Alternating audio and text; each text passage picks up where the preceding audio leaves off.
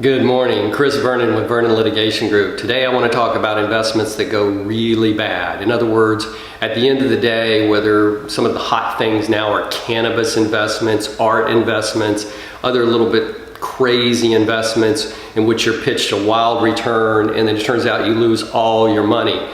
And sometimes those investments are being sold or being operated by people who are not only incompetent but really unethical. And some of those folks end up broke or even in jail. So the question is, what do you do? What do you do? One of the things we look at is what I call gatekeeper liability. And that is, how did you get to this investment professional? How did you get to this investment?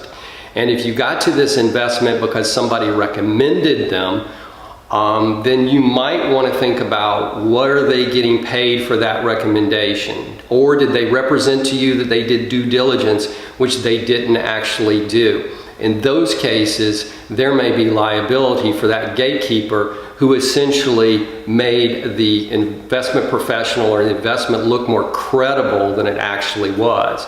I actually had a discussion with a judge in court in one of these cases I handled, in which he said, well, I don't think it's fair, Chris, if I get into a taxi, now it would be an Uber, and I asked for a restaurant recommendation, and the taxi cab driver or the Uber driver says, here's a restaurant, and I get food poisoning. Should I be able to sue him? And my answer was, and it was compelling and it worked because we won the hearing, is that, Judge, if he's not getting paid for it, then no. But if he's getting paid to do it, then he better be making that recommendation on something based on due diligence and not based on the fact he's getting paid. I think there's liability there. So remember, whatever it is, let's protect our money.